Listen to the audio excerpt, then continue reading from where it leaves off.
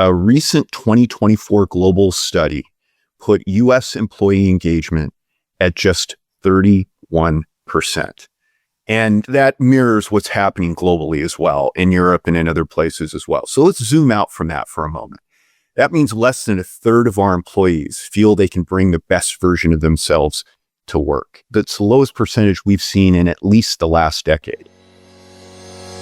Welcome to Revenue Insights. We're joined by revenue leaders from some of the highest growth companies.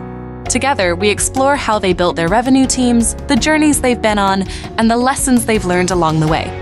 Revenue Insights is brought to you by Ebsta. We're an AI-first revenue intelligence platform designed to help you close more deals, retain more customers, and forecast better. Enjoy the podcast. Hello, everybody, and welcome to the latest installment of the Ebsta Revenue Insights podcast. I am delighted to have with me today Greg Laos from a company called Weave. I'll allow Greg to introduce himself in a second, but for the purposes of everybody listening, the conversation today is something that's very close to my heart and certainly something that Greg is very, very passionate about. And we're going to be talking about the impact of trust, but not between businesses and their customers, but between the employers and employees. It's something that we've almost had a brief meeting of the minds over. And I'm really excited to have this conversation today. So for the purpose of everybody else in the audience, Greg, why don't you give us a little introduction to yourself and Weave, and we can take it from that. Well, thanks, Adam. I am looking forward to this. This is going to be a fun conversation to dive into, what I think is not just a leadership problem or a revenue issue. I think it's a business risk that's hiding in plain sight that we need to address. But to give your listeners a little bit of an introduction, Weave is a publicly traded software as a service company based in Lehi, Utah, in the United States, and we serve the healthcare space. At its core, Weave is an all-in-one customer communication and payments platform. What we try to do is solve the problem of fragmented communications and inefficient operations that seem to plague the healthcare space. And we do that by sort of connecting every patient touch point together.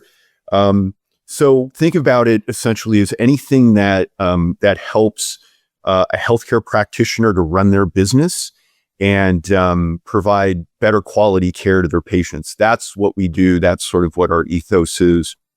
What I do at Weave specifically, I'm very privileged to lead the payments division inside of Weave. And what my division does, is we help healthcare practitioners receive payments. As simple as that. If they don't get paid, they don't have a viable business, obviously. So what we do is we allow them and help them and enable them to take payments both in office and then after the patient leaves their office. So think of things, Adam, is like traditional credit card and debit card acceptance in the doctor's office, text to pay, online bill pay, and other fintech offerings like consumer lending, buy now, pay later. That's everything we provide to our customers. And we're proud to say that we process over $2 billion in payments for our customers. So really, really pleased with that. I've been in the revenue and sales game for, well over 2 decades, leading global teams in both the fintech and also the cybersecurity industries. Prior to Weave, I was most recently chief revenue officer for Viking Cloud, a cybersecurity firm that globally was based in Dublin, Ireland, and in the U.S. Was based here in Chicago, where I reside. And I've been a part of 2 company exits, totaling over $2 billion in book value, and I was even a part of an IPO earlier in my career. So my career's been a really fun ride. Amazing, really, really amazing story. And there's so much in there that you just shared that we could probably unpack today. You've been through the era of growth at all costs. You've had multiple exits. We're now in the era of profitable, efficient growth. We have the advent of artificial intelligence, but we decided to pick a topic around the trust between employers and employees. So maybe perhaps you could set the scene. What is it about employer trust that is somewhat of a passion for you, Greg? Well, I am very passionate about the fact that I think we're seeing a fundamental breakdown, Adam, of the employer-employee relationship.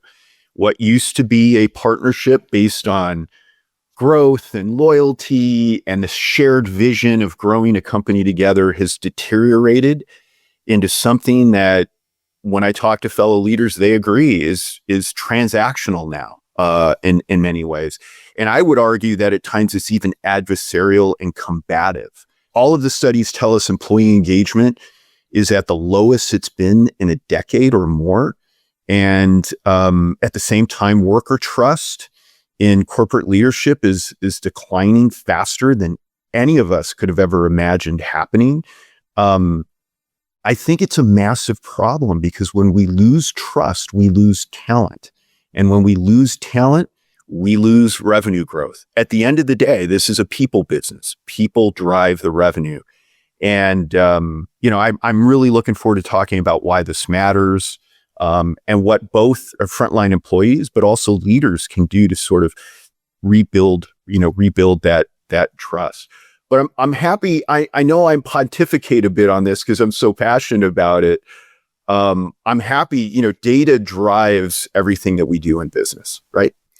I'm happy to give you and your listeners some data and analysis and studies and outcomes that show us this truly is. It's not just Greg with his philosophy. It's a real problem that we need to address. So I'm happy to share some of that with you. Yeah, I'd love to hear more. I think from my context, Greg, our listeners will be very familiar with the Ebsta benchmark report.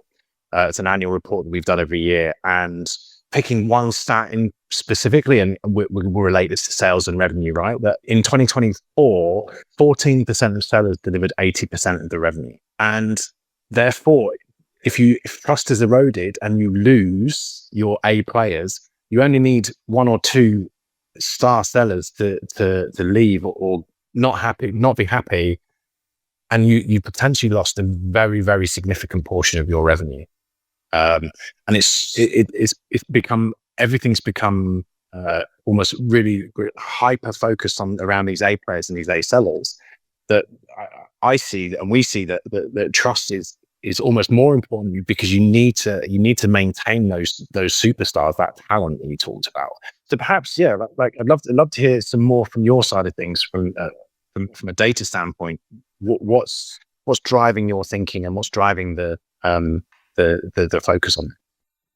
Yeah, you got it. And I think that was so well said. The margin for error today is so slim in so many different areas, but particularly in the people business, right? To your point, we have a smaller percentage of our producers driving outsized results. And that's why I want to talk later in the podcast around how do we attract talent? How do we retain talent? But trust is really going to be the key component of how to keep people producing and make sure that they don't go to your competition. So couldn't agree more. Yeah, let me run the listeners through some data points. So it isn't just Greg getting on his soapbox, but this is real stuff that is having a big impact in terms of what we're doing every single day. A recent 2024 global study put U.S. employee engagement at just 31%. And that mirrors what's happening globally as well, in Europe and in other places as well. So let's zoom out from that for a moment. That means less than a third of our employees feel they can bring the best version of themselves to work. That's the lowest percentage we've seen in at least the last decade. That's a real problem. And here's one that really got my attention and really blew my mind, and I suspect it'll blow your listeners' minds as well. There's a wonderful study called the Edelman Trust Barometer that is put out by the communications firm Edelman. And they measure trust in major institutions, okay? Their 2024 report showed a 21% increase in worker distrust toward corporate leaders, a 21% increase. Here's what's particularly interesting. that increase outpaced the rise in distrust toward government and the media. So let's zoom out, fellow leaders. Our employees are distrusting us at a higher rate than Congress. That is a real problem. What are we doing, right? What is the cause of that, Greg? What's your take on it? I think it's fundamentally comes down to the lack of leadership in the workplace today with respect to trust and lack of understanding of what our employees really want. And I'd love to offer some suggestions later in the podcast in terms of what we can do better. But I think, part of what we're seeing here are layoffs to juice earnings. That's a problem. That erodes trust. I think there's a number of things I think that we as leaders can do to make that better. But before we move off this, I also want to mention one other thing. The Gallup organization tells us that organizations that have highly engaged employees consistently outperform their peer group in earnings per share. So there's a real ROI to this whole trust thing. My personal experience of it is huge. I've spent my life working in SaaS businesses, typically smaller SaaS businesses, right? And we see tremendous growth when you get a small nucleus of people that are bought into a vision and are working towards a common goal. And as those businesses scale and they get more and more diverse and events and exits and they tend to be owned by more numbers focused, potentially private equity, potentially VC, I've seen it kill culture overnight. And it's actually been hugely detrimental to the business. I've been part of that journey myself. So completely on board with what you're saying, but how do you think about that as a leader in managing your team at Weave? And what are some of the things that you do to build trust with your employees? Yeah. And I think, to answer your previous question, I think the answer really is stronger trust-driven leadership, right? I mean, there's no question. I think that's what it is. I'm happy to share some of the things that I think we as leaders can do to strengthen that trust-driven relationship between ourselves and our teams. I employ a lot of those things to answer your question at Weave, or at least I try to. I am certainly not a perfect leader, but I am mindful of many of the things that I'm talking about with you. So I'm happy to give you a handful of suggestions that I have for leaders and those that I try to employ myself. I think, and I mentioned it a moment ago, the number one thing that I would implore all leaders and organizations to stop doing is stop using layoffs to juice earnings. We are seeing a rise of that. And I understand the market rewards that. You operate in a leaner way, you're able to throw off more profits. But the employees who survive those sorts of cuts see it and remember it. And your reputation will matter in the workplace or in the marketplace tremendously as you try to attract talent. So I think it's very important that, look, layoffs have to happen from time to time. You retrench as an organization, but you need to really be cautious about the overuse of large-scale employee separations. Here's another one that I suggest that leaders employ, and I try to do that at Weave, and I think Weave does a good job with this. Build a real culture, not a gimmick. Not a gimmick or a slogan. Free lunch and foosball tables in the break room don't solve the problem of toxic leadership in a toxic environment, right? Employees appreciate perks, but ultimately, Adam, what they want is respect. And what I try to do every day at Weave with my team is show up in a very authentic way and try to deliver them the level of respect that they deserve. And quite frankly, they demand these days. I hope that I do that well.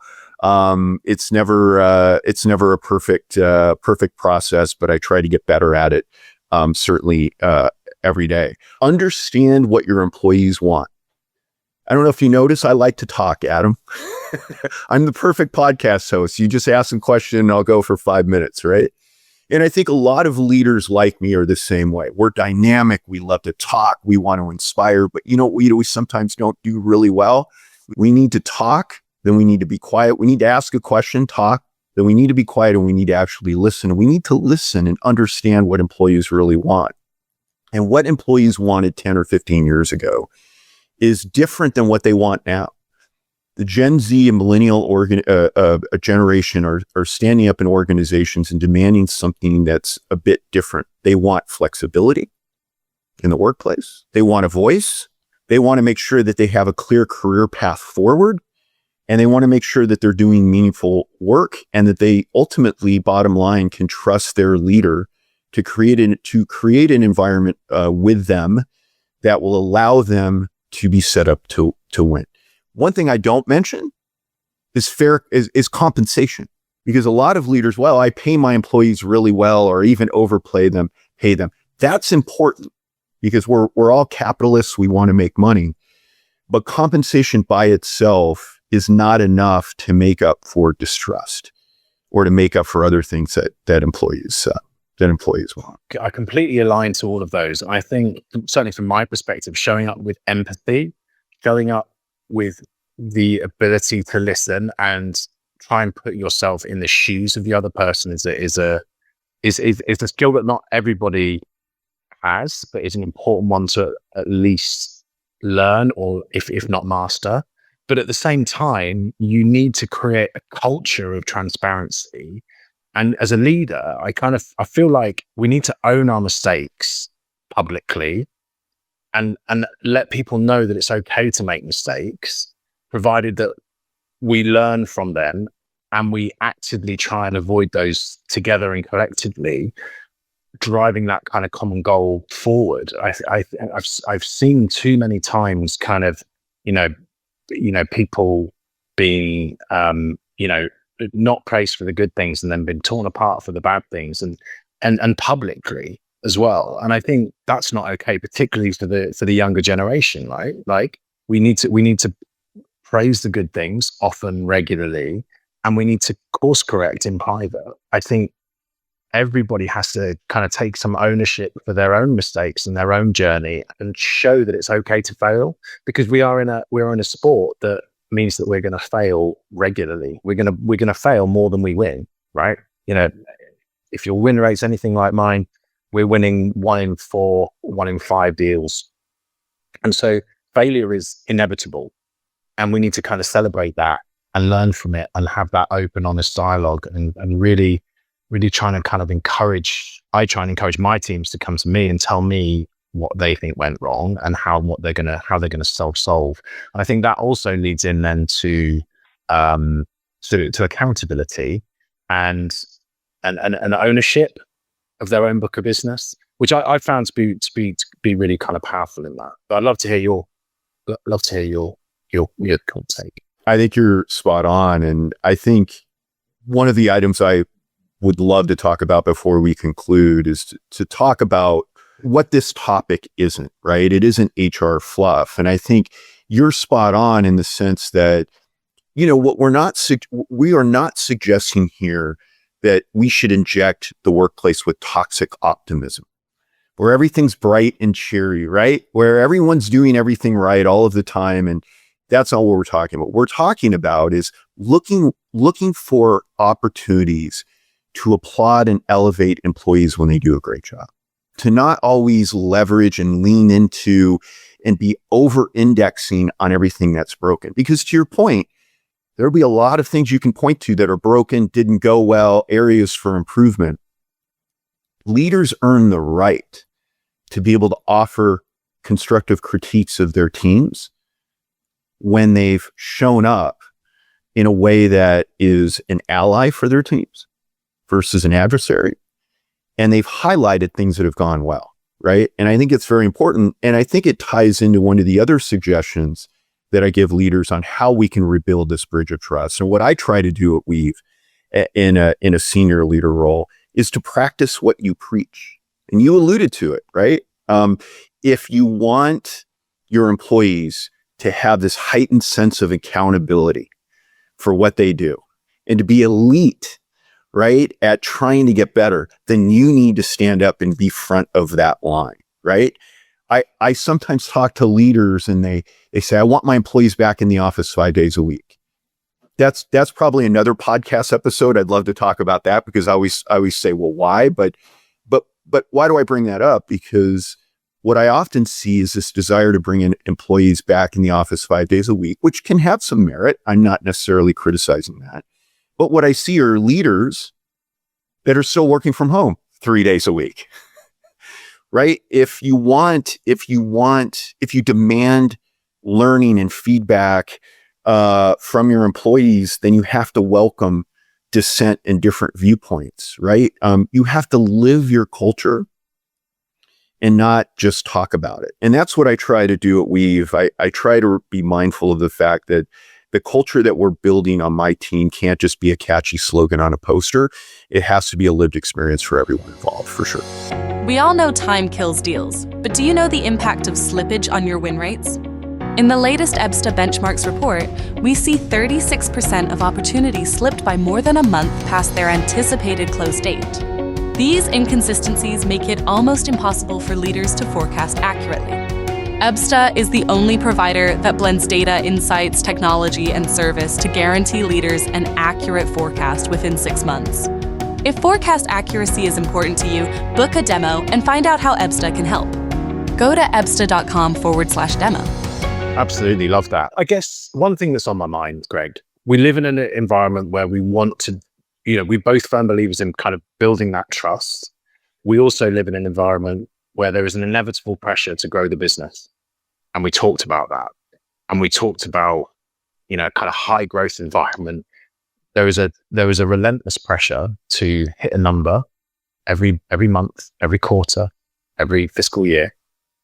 How do you think about balancing that desire for growth and being, super focused on performance and a number, while at the same time trying to kind of incorporate an element of, that employee trust, being safe to make a mistake, all of that kind of stuff? How do you think about balancing those two things? Yeah, you're tying right into sometimes the pushback I get into this philosophy. But I think the short answer to your question is this. I don't think those two things are mutually exclusive. You cannot have revenue without respect, at least for very long. So we have to focus on both things at the same time. The pushback that I get sometimes, Adam, is, oh, Greg, this sounds good, but I've got a number to hit. I don't have time for this. I can't coddle people. Or not often, but sometimes I'll get, oh, this is just HR fluff, right? So let me be clear on a couple of things of why I'm so passionate. First and foremost, I am a capitalist. I am an unabashed revenue leader, capitalist. I am not shy about saying that I entered business because I wanted to make money. And I want my teams to make money. And I want my shareholders to make money. This isn't about trying to inject socialism into a capitalist environment. Business is a full contact sport. You talked about that. Now more than ever, revenue leaders are in constant pressure to deliver outsized outcomes at a rapid scale, right? But what we're talking about isn't about warm hugs and cupcakes in the break room. It's about respect and revenue. I think there is real ROI to building trust. If we don't focus on it, we will leave money and people on the table. So in short, if you're feeling the pressure, my fellow revenue leaders, if you're feeling the pressure to hit a number, it's even more incumbent that you lean into strengthening your relationship with your employees, because you don't have the time not to. Yeah, couldn't agree more. I think about not just, okay, well, I've lost a head count, therefore I've got I've got a hole in my quota that I need to fill. I've also got an incredible amount of invested time, effort, and energy and product knowledge that's been implemented and then is potentially walking out of the business. And in smaller kind of high growth scale ups, like Ebsta's currently with sub 10 million ARR. That's a really important thing to do. We've invested time, effort, and energy building, upskilling, training someone for them to walk out of the business because there isn't a level of understanding or a level of trust that we understand the things that are wrong with the engine, right?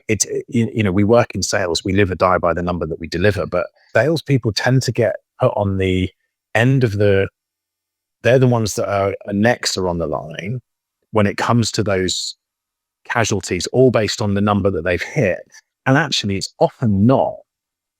They're not entirely in control of hitting that number, because they're not necessarily in control of the accounts they get. They're not necessarily in control of the territory they get. They're not necessarily in control of the investment into marketing and the content strategy and the identification of the right products at the right time.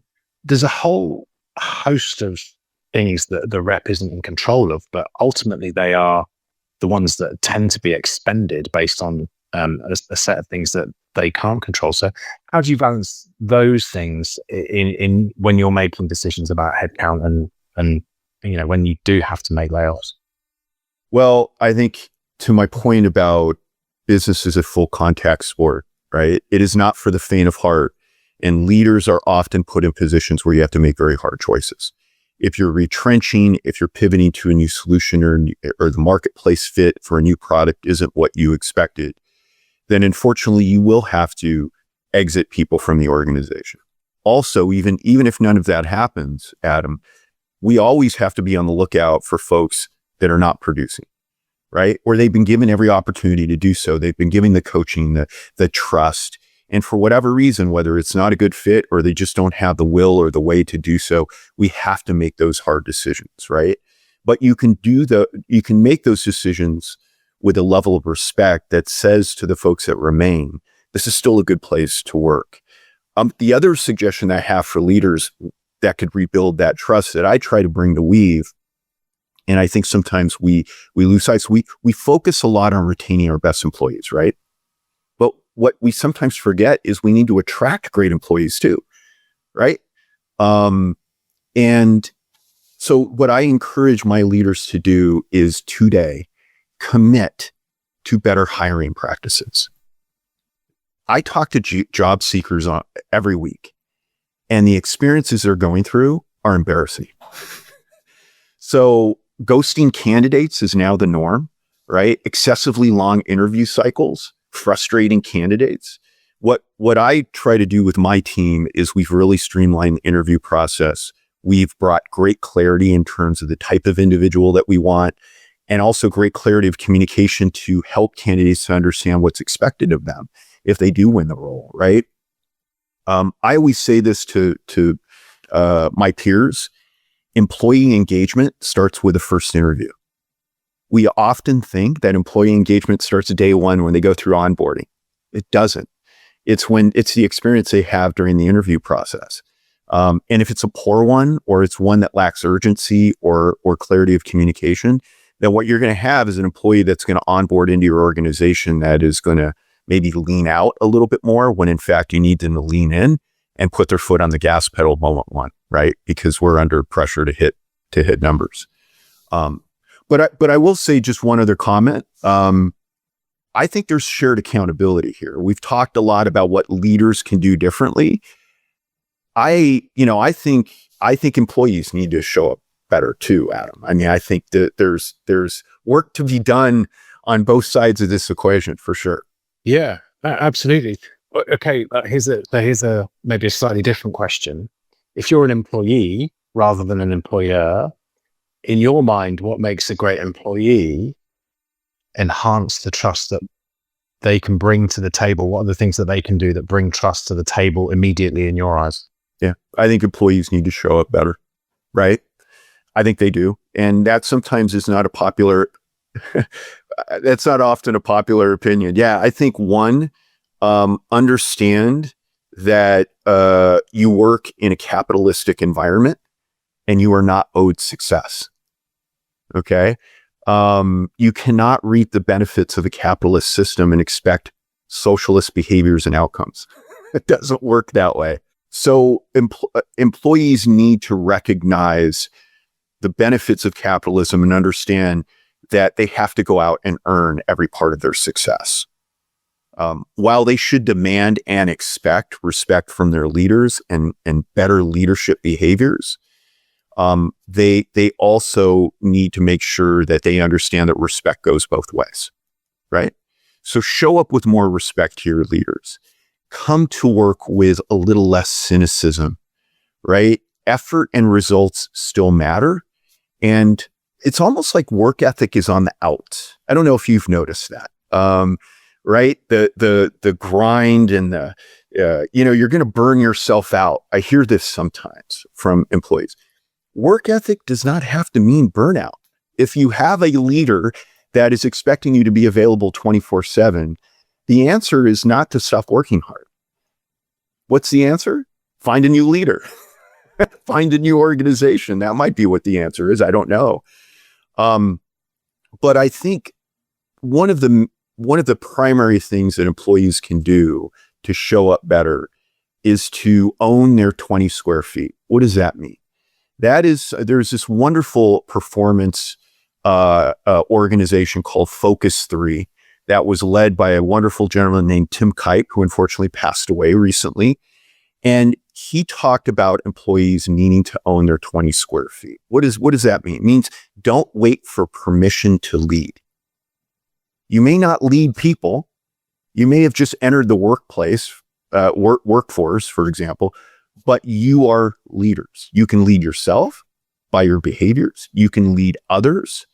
And here's another thing that I think employees who demonstrate leadership can do. And I hope that those listeners to this podcast who fall into this category will do this immediately after listening to this podcast.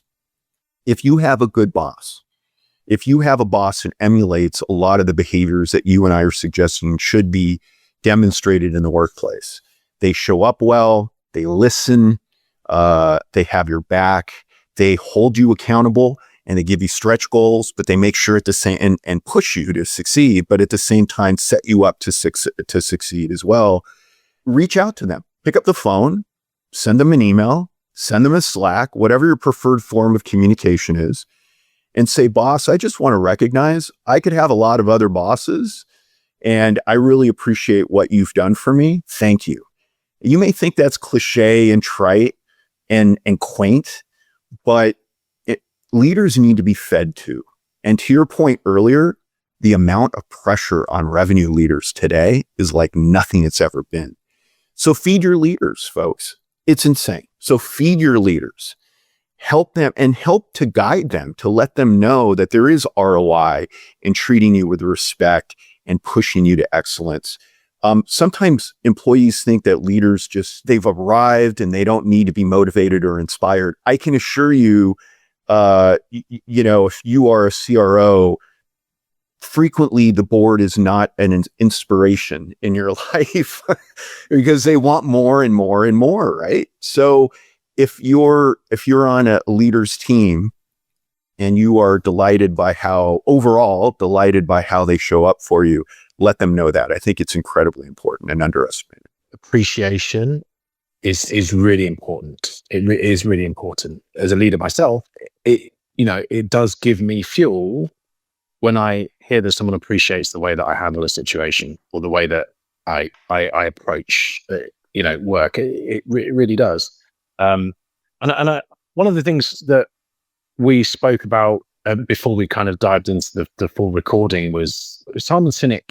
I'm sure everybody is aware of Simon Sinek. I don't need to go into any more than that. But he did this lecture or TED talk, and he talked about the Navy SEALs and how that they would much rather have an employee or a part of their unit that was maybe not a super stellar performer, but was of high trust, rather than a toxic leader that was absolutely killing it from a performance standpoint, because that they deployed trust.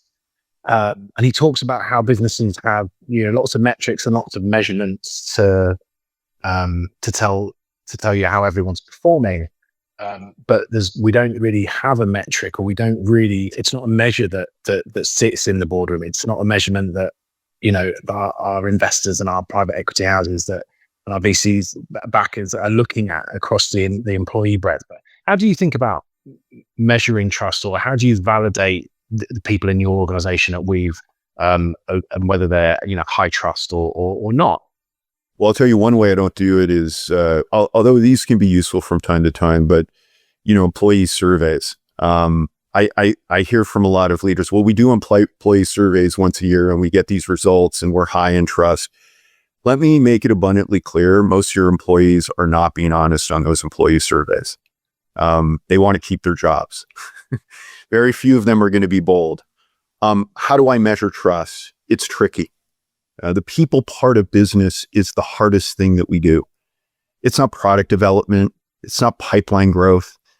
It's leading people. And to answer your question specifically, it is about that one-to-one engagement, right? It's about asking questions, and it doesn't happen overnight. Employees have to feel comfortable and be in a safe space to really be transparent with you. But once that happens, once there's safety, once they feel it, just sit back. They'll tell you everything you want to know. If you genuinely sit there and go to your employees and say, give me one thing I'm doing well, give me two things that I can improve upon, you will begin to see the transformation. So how do you measure it? You measure it by the responses that you receive. You also measure it by how effective are your employees in doing their job when no one is looking. Because that's when you know the trust is high. Do you have employees that are leading themselves? The most elite teams, right, are peer-led. It's not on you. It's on the peer group to be able to lead. So you talk about Simon Sinek. He talks about that, right? It's about the team trusting one another and elevating that performance, right? And it's not a leader being very hierarchical and dominating and dictatorial and pushing down. It's about developing that team in a cohesive way so that rising tide lifts all boats, right? And that's really where I think our outcome needs to be, is how do we create that sort of environment? Yeah. Couldn't agree more. Couldn't agree more. Are there any last pearls of wisdom? Is there anything that we haven't covered today that would be dynamite for the audience? Yeah, I think it's, a summary and a reminder. I think one, this is not HR fluff. This is not a nice to have when you get to it. People leadership, right? Engaging our teams and rebuilding the bridge of trust is essential.